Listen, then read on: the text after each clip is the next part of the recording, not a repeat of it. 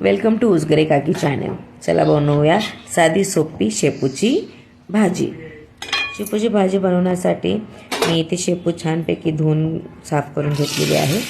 तेलामध्ये टमाटर टाकून थोडे भाजून घेतले, त्याच्यामध्ये हळद, आवडीप्रमाणे तिखट, चवीप्रमाणे मीठ टाकून परतून घ्यायचे।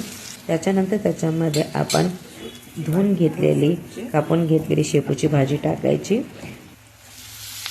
भाजीची पूर्वतयारी म्हणून मी आधी डाळ भिजवून ठेवली होती, जेणेकरून ती लवकर शिजेल। ह्या भाजीमध्ये नंतर आपण परतून झाल्यानंतर ती डाळ ॲड करायची, तिला छान प्रकारे परतून घ्यायचं आणि शिजायला ठेवून द्यायचं। शिजून झाल्यानंतर त्याच्यामध्ये आपण जो शेंगदाण्याचा कूट केलेला आहे तो याच्यामध्ये ॲड करायचा, पुन्हा थोडं शिजू द्यायचं।